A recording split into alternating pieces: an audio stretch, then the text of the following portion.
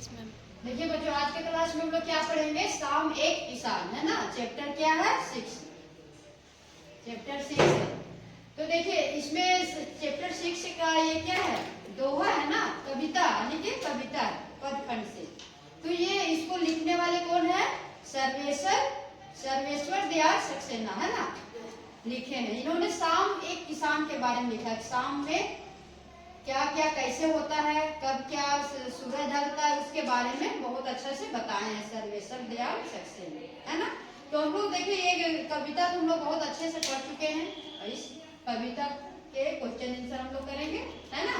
शाम का दृश्य, शाम का दृश्य अपने घर की छत या खिड़की से देखकर बताइए।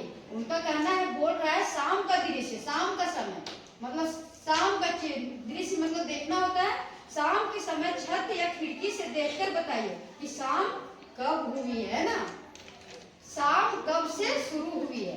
तो बोल रहा है जब सूरज ढलने लगा, जब सूरज ढलता है तभी ना शाम होता है।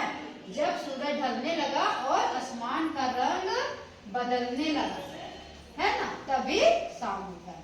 दूसरा क्वेश्चन है, सूरज डूबने में कितना समय लगता है? सूरज डूबने में कितना समय लगता है? तो देखिए बच्चों, सूरज डूबने में लगभग आधा घंटा लगता है ना। ये सर्वेश्वर दयाल सक्सेना का कहना है ना।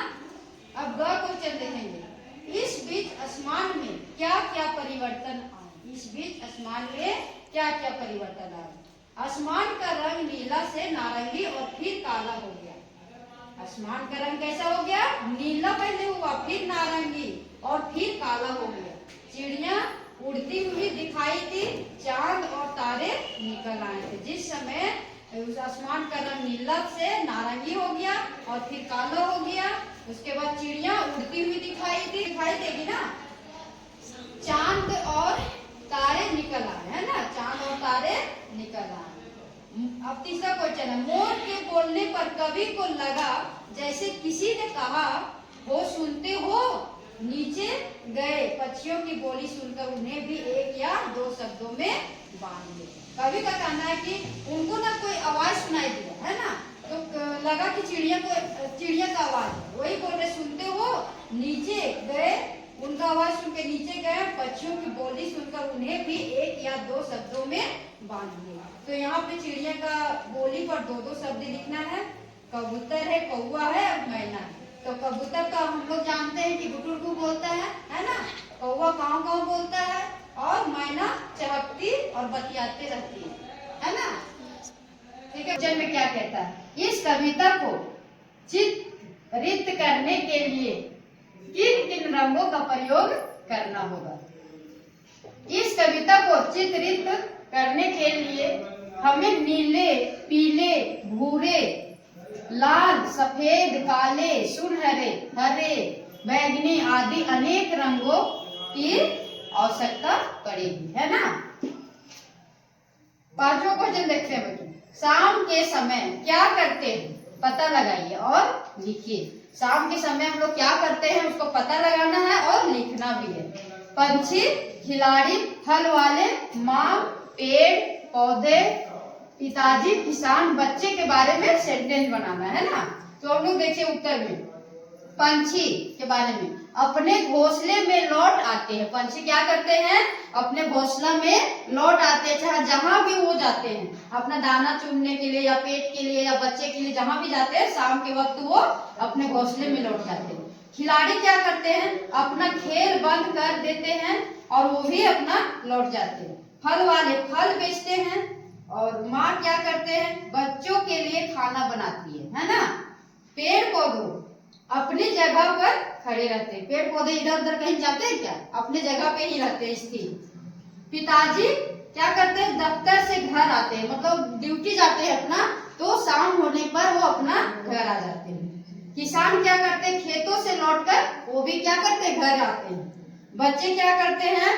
शाम में खेलने जाते हैं, वो समय से पहले, शाम होने से पहले लौट आते हैं। ठीक है बच्चों, हिंदी के एक प्रसिद्ध कवि सुमित्रा नंदन पंत ने संध्या का वर्णन इस प्रकार किया है। किस प्रकार किया है वो देखते हैं। संध्या का झुरमुट, झुरमुट मतलब होता है कि जहाँ पे रहता है ना कि झुंड, पेड़ पौधा का झुंड हो गया, ये पुटुस वगैरह जो होता है ना, झाड़ी झाड़ी, उसका झुंड के बारे में बात करें। बांसों का झुंड, बांस जो होता है, बांस तो एक ही जगह समूह रहता है, बांसों का झुंड हो गया।